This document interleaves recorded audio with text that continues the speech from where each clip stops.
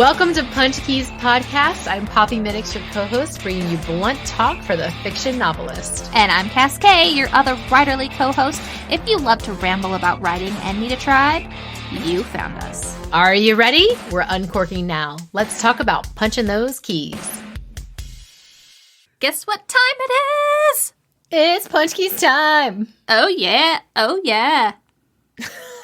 That just happened. It really happened. It did. That definitely happened. Oh, wow. Yep.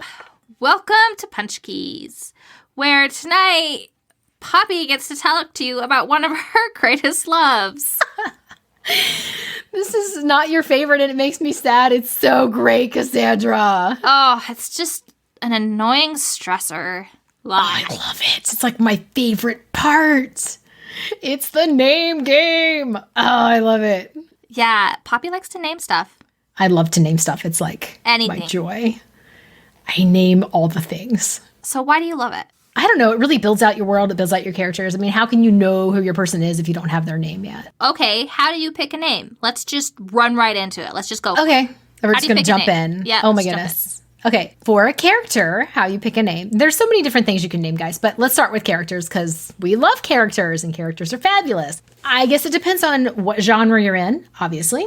If you're in horror, you're going to want something that is easily screamed and terrifying and some kind of potential, if you want to be sneaky about it, some kind of meaning that it's like the doomed one or something, because there are names out there that are like that. And it is just really fun to just start searching baby name websites and different historical time frames. It depends on if you are in paranormal and you need like an older name. You can go back and look in the 1600s and see when the most popular names were in certain areas, because the web has all the things now and it's really easy to find in your research. But I really just enjoy going through and kind of figuring out who this person is, character traits. Do they have a bubbly name? Do they have a sullen name? Did their parents dislike them and give them a horrible name that they have shortened to something completely different? When I first started picking out character names, I used a book. I had a child at that point, and so I had a baby name book, and I used that book exclusively, but it's a book that tells you what people think of when they hear a name. Oh, that's a great find. Yeah, and so in the beginning, too, it has like a index of all these different traits, and it'll tell you all the names associated with that trait as well. Nice. Yes. Yeah. And I still will pull that out every once in a while. It's great because there is a perception and a feel to certain names. Absolutely. Especially popular ones. Yes. Yes. And whether or not to use a popular or a unusual name. I never go with popular names. Not typically. I will occasionally, if it's like a side character, I will not have a common name for a main character because I want it to stand out. I don't want it to all be, Johns and Elizabeths. I guess it depends on the work for me. I'm trying to think of main characters. So I have one series that all of my main characters, the main character and all of her family is all from my personal ancestry. Mm-hmm. And so I go through my family trees, and especially because there's ghosts in that series. So I'll pick whatever time period that person lived in. I'll go to that branch on my family genealogy tree and look through the names and be like, okay, which name works? That's super cool. That's one way to do it, and that's really fun. And then I have gone with personal meaning. I have a series like with Fae, and they have multiple names, and they have fake names. Yes. Right? Because there's power in a name, and you don't tell anyone your real name. And so why they would pick certain names and the meanings of them and what sneaky little message they're trying to tell you about themselves through the name they're giving you. Neat. Is fun to use naming as like a inside joke or insult or something going on if you can catch it.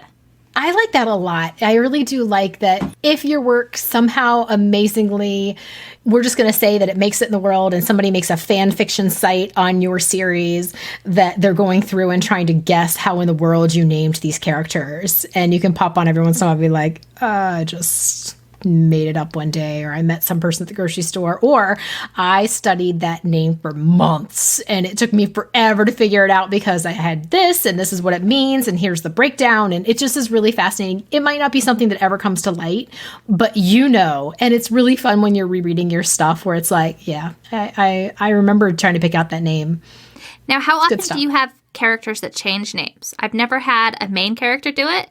And I have one series where I have 2 larger characters that have done it, and that's it. And all of my characters ever. They pretty much always stick with their name. Oh, man. Okay, so yes, I have actually changed the main character's name before. And it was because if it doesn't stick in my head, it means it's not the right name. And that's just my personal thing. And I have a weird personal habit anyway, where if I meet somebody and I feel like their name doesn't fit them, their name will not stick in my brain. I will literally rename them. It's a really bad habit. So it's cool if you have a name. Poppy doesn't care. I know, right? Person number 12 that she has met today. All right, number 12. You are somebody that is unique and does not deserve that common name. So I will accidentally rename people if I can't remember their name. I'll just remember it as something else because I feel like it fits better. It's bad. It's not all the time, but it does happen. And that's what happens with my main characters as well. So I will have somebody who, like Cosette was Camille for a while, and it just didn't stick. And I remember it now because she's renamed, but I would literally go to write the name and be like, I don't remember what I was saying. I was a C. What? I have to go back to my encyclopedia to actually remember my first character's name. Are you kidding me? It just didn't stick. And so like a month or 2 later, I'm like, okay, this is not her name. I need to just deal with it and find a new one. And it works way better. So yes, I have renamed my main characters. I've renamed my side characters. Sometimes I will have like a placeholder name because I just can't get it yet. And I know that they're going to be important, and I know that they have like a personality that just isn't coming to me yet because they just pop into a scene somewhere, or they have a great personality but I just haven't named them yet, so they'll just have a placeholder name and I'll come back later and fix it. For minor characters, I might use like a title, the king of such and such, or the garden nursery owner, or you know, whatever their title is, function is within that scene. Occasionally I'll do that. Yeah. Depends on how much of a role they have. And if they don't have enough role, it depends. I mean, if they need to show something to the plot and to the characters for them to be named, to be even like importance enough to like remember who they are. And it depends on your main character too. What if your main character doesn't remember people's names and they just name them, you know, the gardener? I tend to always have my main characters use nicknames a lot when they're first meeting someone because I don't feel like names stick right away. For me, they don't. I have to hear it a couple times, and so until I've heard it a couple times, I'll have a nickname in my head for them, and my characters do that too. Yes. Yeah. So I think I mentioned 2 different ways that I've done. There's a third way that I'll do main character names or big character names. And a lot of times it's looking into their parents, what culture their parents raised in, what that is a big one year the child was born, how long the parents have been together, like all of these factors. And I try to look at what this couple would name this child, what names were popular at that time within that particular culture, what things matter to that family. Yes. So if they're like, you know, hugely religious, it might be a more religious Bible name. Or maybe their whole life is around welcoming the aliens when they come. So maybe it's like an astrological name or something. Nice. Yeah. But and you can really build your world that way, too. You can see the character a little more interesting because you can see what situation they grew up in. Mm-hmm. And, of course, things can change throughout the child's life. It's always different from when they're born to when they're moving out.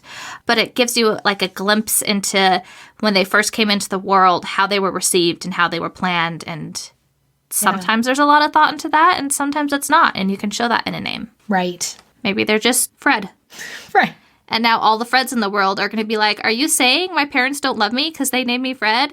No, Fred, I'm sure your parents loved you, okay? Calm down. But was it like a a beloved uncle's name. Like there's all kinds of different ways that you can, that's very interesting, is to sort of dive back and see if the character name's not coming to you, is to sort of check the lineage and what was important to the family when they named. That's really smart. I like that. I like it, but I get really wrapped up in world building stuff like that. Yes, I like absolutely. it a lot. So what else do you like to name, Poppy? Oh my goodness. Oh, let's go through the things that you shouldn't do with a name real quick, though. Oh, that's a good idea. That is super duper important because it happens. I have read books before where there have been multiple characters that have the same syllables in their names and sometimes the same letter. And I get really confused. That's a really good point because it's really a lot of people say don't ever have like a bunch of characters that all have the same starting letter. Yeah. But you don't always think about the same consonants or vowels or whatever so they sound the same. Yes. I hadn't thought of that. That's a good point. Because if it's super similar, it doesn't matter if it's first letter or not. If they're very similar in rhythm or the way that they're said, syllables, it's going to stick where it's like, oh, I don't remember who is who. Or if you throw a bunch of character names at the reader at the same time, that's really confusing as well. So, but that's a whole other story, is when you're introducing all your names and how to sort of nicely do it where it's not like, I will say, too, it gets really hard, especially because I read a ton of fantasy. And so when there's like a list of names that I can't pronounce that are going on for a long period of time, that gets hard.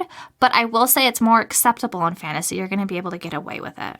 You are, but you still need to sort of make it something that can be remembered. It is good to be unusual. I agree with you. But if it's like, can't pronounce any of them, then they're not unusual. If it's they're like all Shanarka Walla Shuma and that's a good one. I'm going to use that. Sija Walla Shuma, you're not going to remember the two between that. That's just like, I don't even remember what I just said. So much less being able to read it.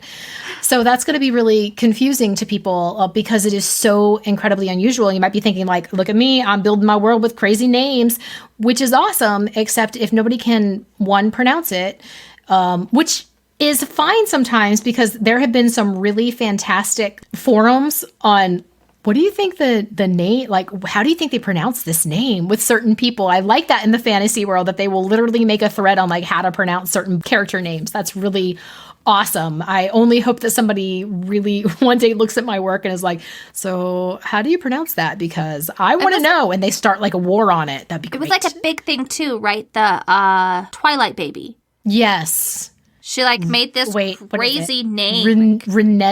Renesmee? I don't remember. But yeah. Something. And it was like a big topic of conversation. But it was also memorable because there was a reason behind it and it was explained. Right. That's true. And I think the explanation is nice. I like you actually, I would love, you were just telling, there's a book you're reading that did something really cool. Share that. Oh, this was really interesting to me and it's You Had Me at Hola. Great book, halfway through it right now. And it was, the culture is Puerto Rican, but the person's name was Austin. And it really flagged me in like the very first chapter. I'm like, Austin? Like that's the main character's name that doesn't quite fit because of the nationality and where they came from. And it's just not quite, it really stood out. And I was really like, that is, wow, okay. All right, I'll go with it. Austin. Alrighty. And then continue reading and like multiple chapters later, it came out that it's like a pen name, basically. Or what do you call it? A stage name. Yeah. And I was like, oh, well, that totally makes sense now. And then they gave his real name. I'm like, oh, okay, cool. And sorry for spoilers if anybody's reading that, sorry. But nonetheless, it was such a beautiful reveal. It was such a fantastic way that it added to the story and to the history of this person. That is a learnable moment. That was really good stuff because when a name really stands out like that, you want to know why the heck it stands out like that. Like it did literally bother me. And I was like, I don't understand why his name's Austin. This is terribly confusing. And it totally made sense once it was explained. So having that explanation and that pop of why and how much it added to the development was really impressive. I liked that a lot. Which is a good point too, and how much like you should be thinking about names. It shouldn't be just it can be like if you just think of a name and it clicks and that's it, that's great. But there's a lot of potential in what you can reveal about a character and what you can do with their background, with what they've experienced in life or what family they come from. There's so much you can learn about the character by researching and going in depth with your name. Mm-hmm. And that's a cool opportunity to really dig in and flesh out a character more. That's exactly right. And also, you should always Google your names. Google your names. If your main character is like James Smith, I'm going to tell you there's like probably 1,800 James Smiths in the United States. Maybe go for something a little more unusual. Just thought. Well, while we're on that topic, naming your book. And naming your book as well. Yes, you should always Google the title. Yeah, to make sure that it stands out, because especially if you're a starting author and you're going against a book that has 1,500 reviews and has been around for 10 years, you're never going to be on the front page of Google. It's going to take a while. I was just doing, gosh, I wish I could remember his last name. I just did a little Zoom seminar about queries. And there was a science fiction author, Scott Redenbaugh, something like that. He did it. It was fantastic. He actually had amazing information. I would definitely go to anything from him again. Fantastic. But he actually talked about book titles. And not just, you should Google it to see what other books are out there, but he said if there's like a common thing, like there's a mantle in your book or something, or like the Shamrock of Luck. If it's like a certain, Google the way that you're sentenced. Or like books and stuff, and if that's like a really big thing that's hot right now, chances are agents are getting tons of queries with that in their title. It doesn't stand out anymore. So there's this tricky line of trying to go on what's hot and doing what everyone's doing and blending in so you just don't stand out. It's really tricky. It's stuff and to that consider. Makes sense too, because especially if you're just starting or if you're just writing your book and you're on this trend train, you're never like, by time you end up publishing, it might be over, or there's so many that have flooded the market that you can't even find a place, it seems like, and doesn't stand out at all. You're right. And it's something that affects all stages of it, not just when the book hits and becomes amazing, because let's just be optimistic and say that's going to happen for all of us. Mm-hmm. It's going to affect you throughout every stage of trying to get it there. Right. So that's something to think of. It is. And there are so many interesting ways to name a book, and that tends to be one of the hardest things for people to do. I mean, we struggle with it in ours. It's like just trying to figure out a title, and sometimes it will just hit me upside the head and it will just stick, and then sometimes I'm like, okay, the book is written and I have to query it. What the heck is the name? I have like a really hard time figuring out what in the world. I don't understand why it just isn't coming to me, but there are some really good ways to kind of think about. I'm going to pull up a cheat sheet real quick because I had some really good, some good stuff.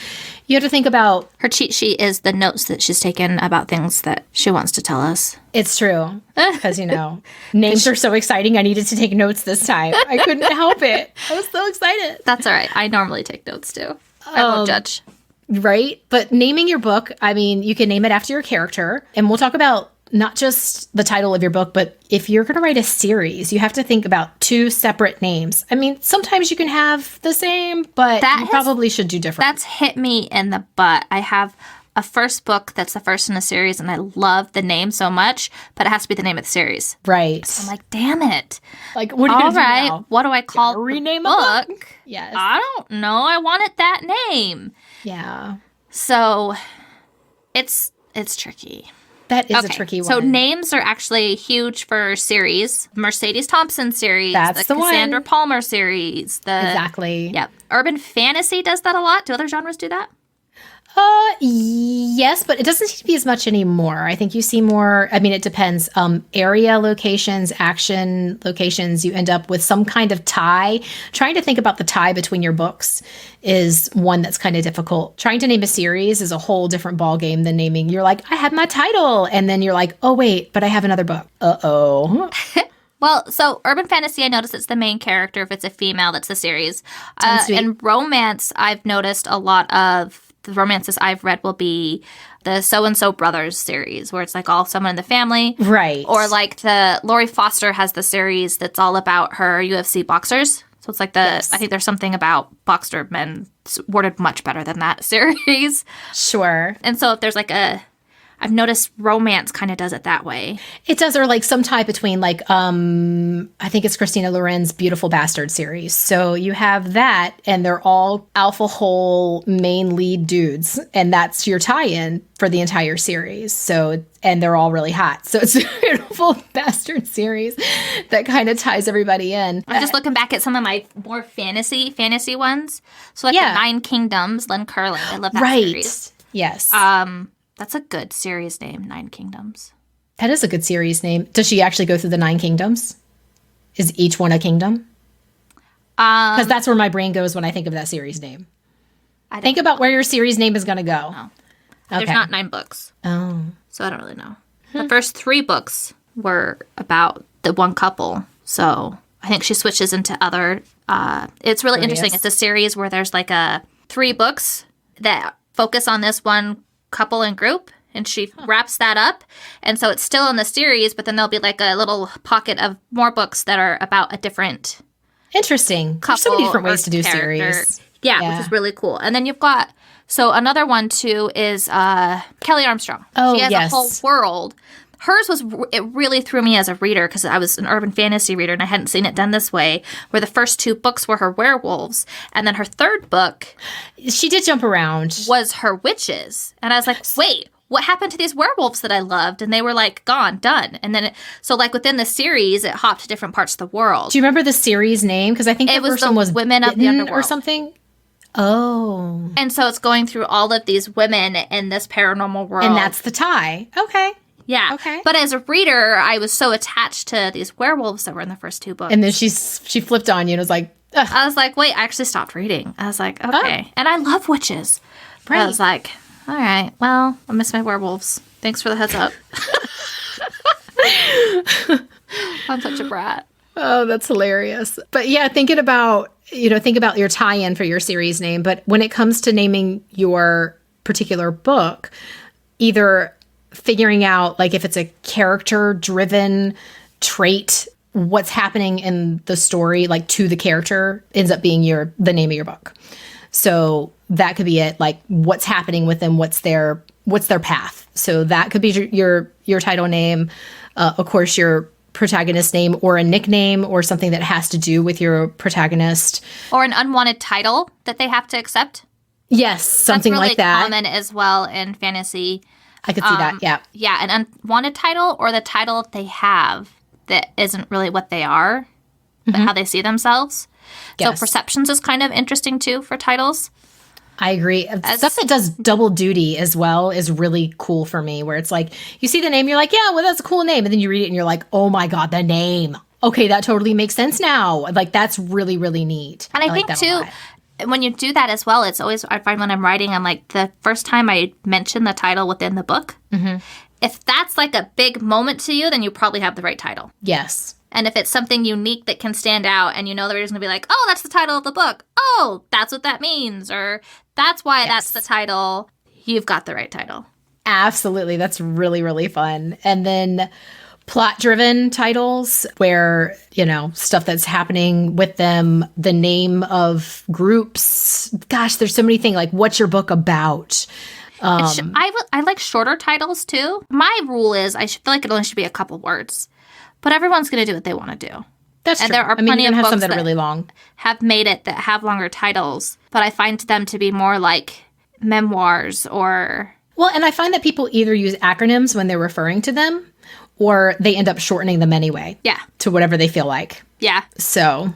I mean, even Game of Thrones became... Did the acronym for it. GOT, or did this... Yes. Like when you're talking?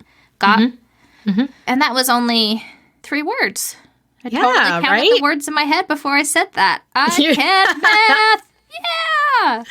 Mathing it up. Oh, yeah. Yes. I mathed it today, love guys. it. Counted Good job. I love it. Meaningful phrases when you're considering themes and stuff of what's going on. Like, what's the meaningful part of your characters?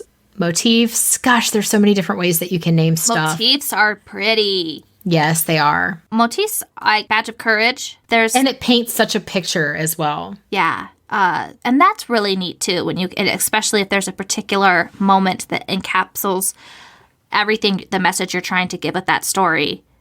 Oh my goodness. You got to use something from that moment as your title. Yeah.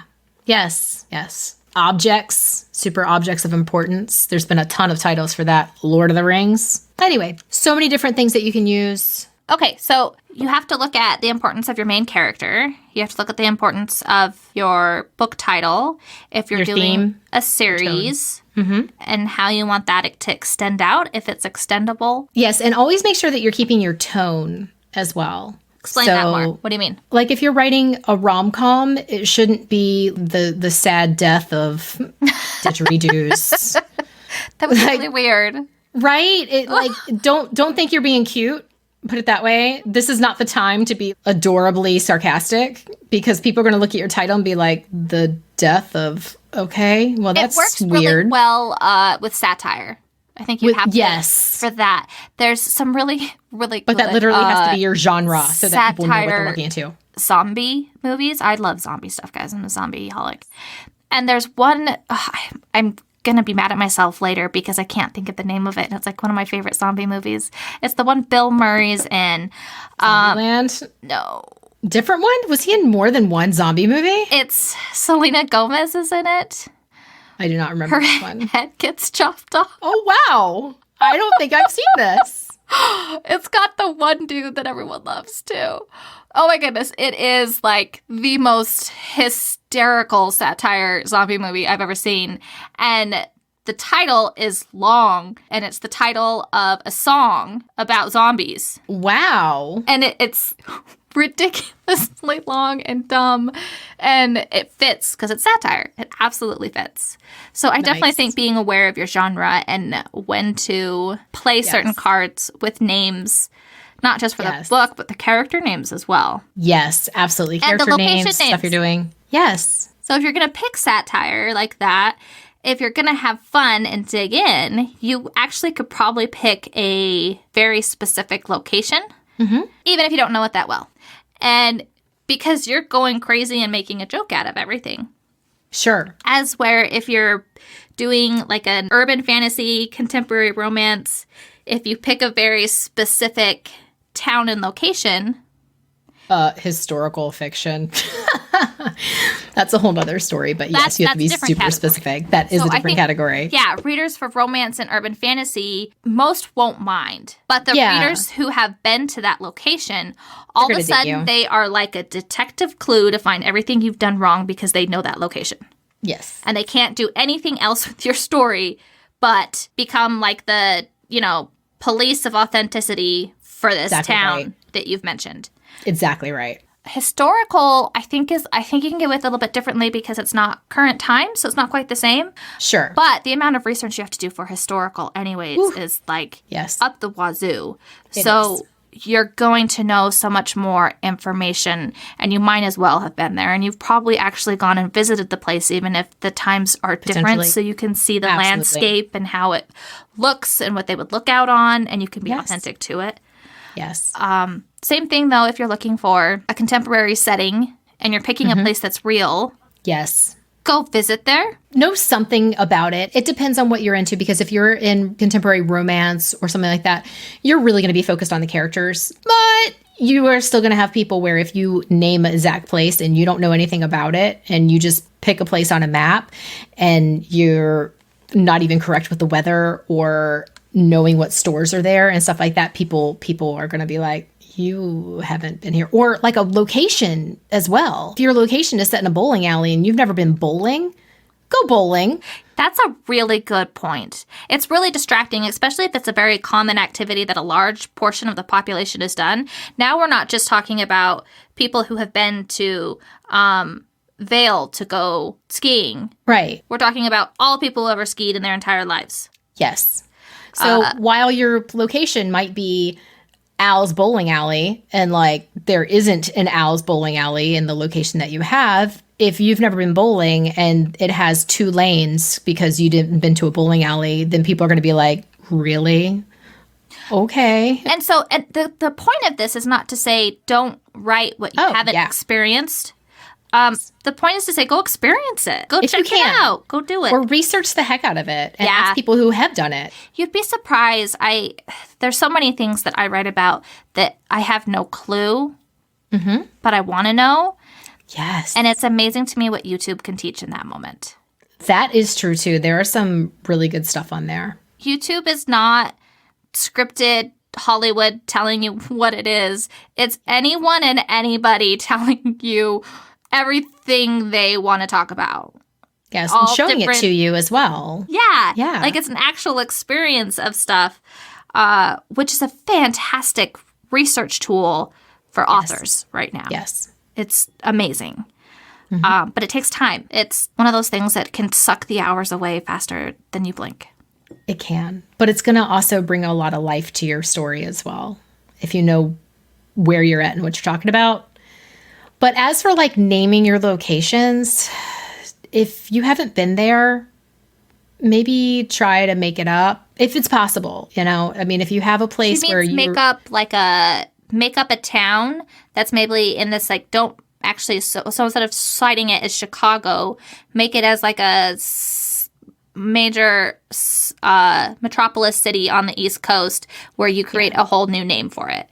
Yes. Or just make it less specific. They are in a city. You know, or you might know, but don't mention it if you know nothing about Chicago. And I think it's good to give them a little bit of hints to like where it is on the map. Sure. I really like Poppy and I were talking about this beforehand, and she mentioned The Simpsons. I don't watch The Simpsons, so this was a whole new example to me. What was it called? Springfield, because they're in Springfield. And there are a lot of Springfields around the United States. And there was a big, question, threads, all these comments, and people speculating where the heck Springfield was for a really long time. So pick something that is kind of benign and who the heck knows which one it is. Is that what your story is about, is the location? If it's about that, then yeah, you should probably know all your location areas and all the names are already set for you. If it's not, make it up. Do something generic. Like Smallville series. I think Smallville is not a real town in Kansas, I don't think. But it very well could be with that name. There's probably like a bazillion Villes, something right. Ville.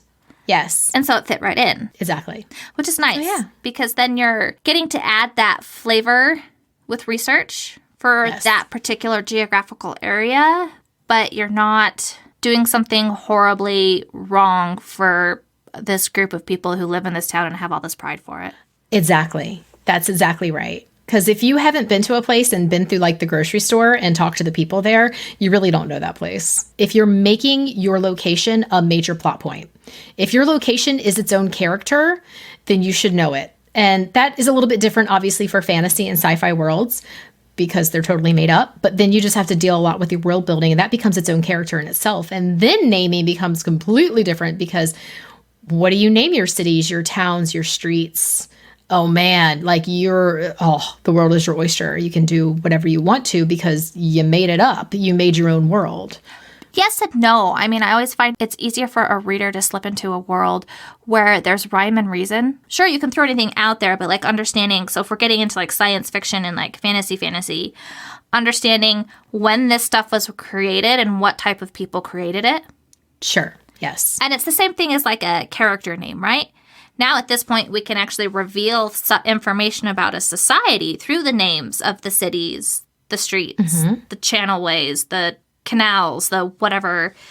It's true. And the more specific you get, especially when you're in like sci-fi, the more specific you get, the more people are going to want to know and want to call you out and want you to be even more specific. So if you be cautious with your names, that if you're naming something that is different and you don't explain why, people will want to know, because sci-fi readers, this is my personal opinion and experience, is that when you start writing in sci-fi, people want the details. Some sci-fi readers, they want the details very, very specific. And if you mention anything that is specific, they want to know all about it because you named it, because you added it in there, and it has an interesting name that you just made up. So why does it have an interesting name? What does it do? What's the technology? What are the wires? Where are the buttons? So it just spirals. Along with that, like that, I think ties back to when we had talked about organization. Make sure you have, if it's like your own personal lists or encyclopedias or whatever you're doing, your doc, to keep track of this stuff as you're creating it, I really highly recommend writing these names down of all these things that you're naming in details. And even if if you have a reason why to,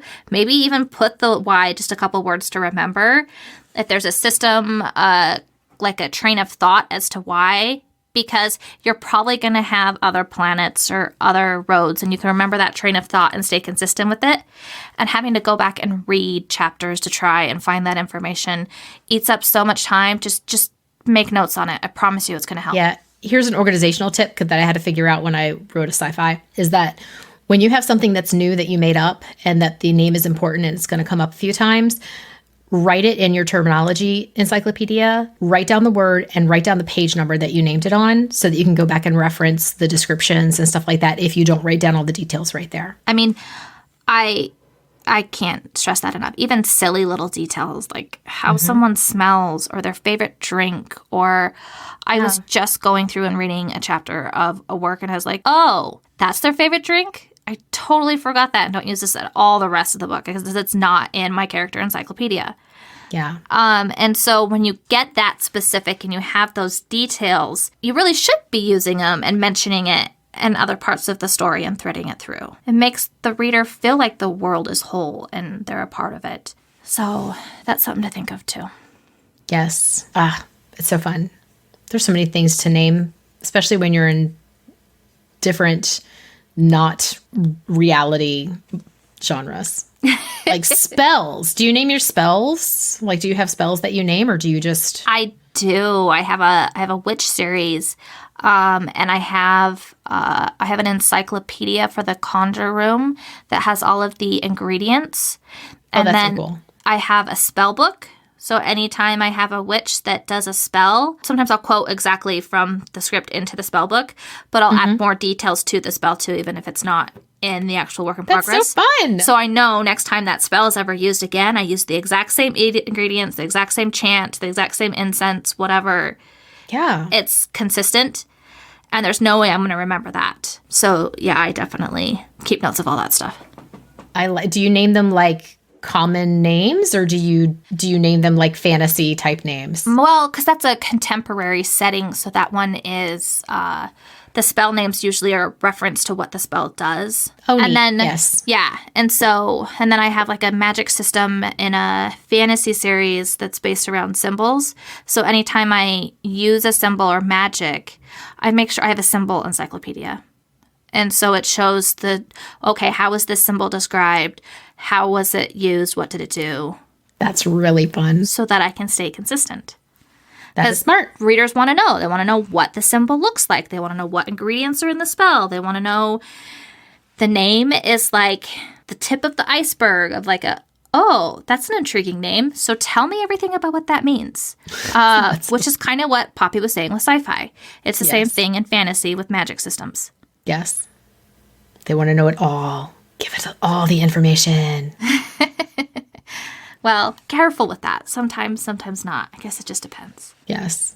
We should probably... Oh, go ahead. No, go ahead. We should probably touch on trademark names.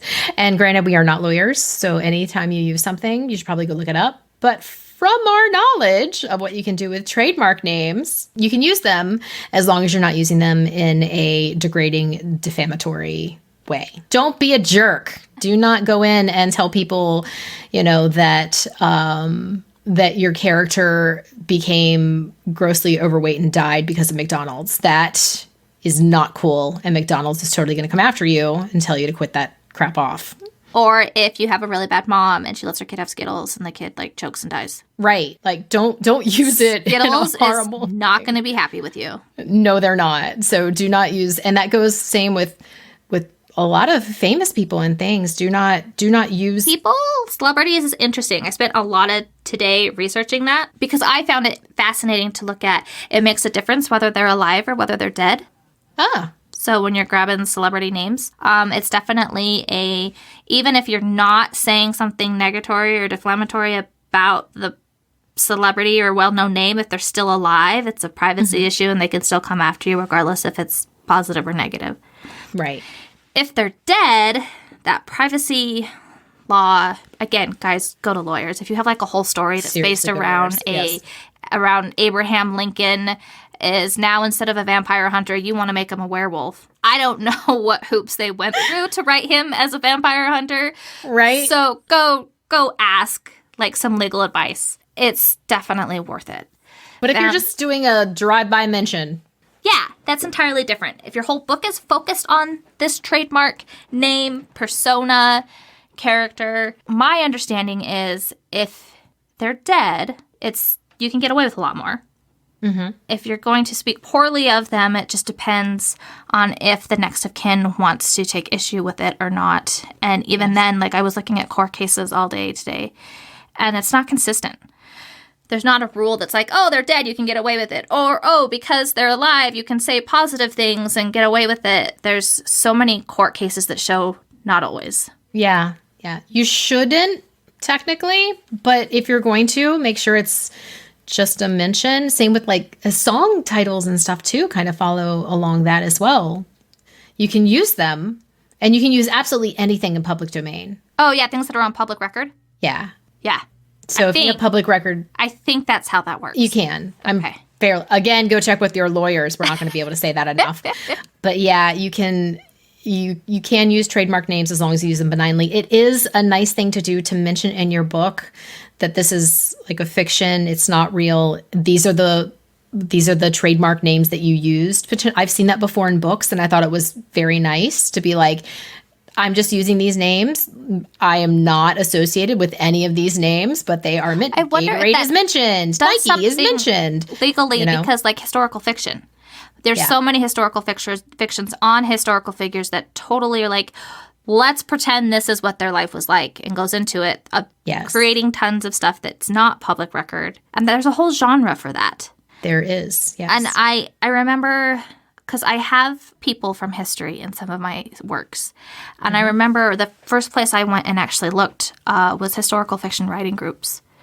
Yeah. So look at that too, whatever genre you're in. We always talk about writer tribes and writer friends. This is one of those times where it's super helpful. And even if your writer tribe, if you're writing something that you're like, I bet you historical fiction authors would know this, go poke in and find an online writing group with historical fiction writers and start talking to them.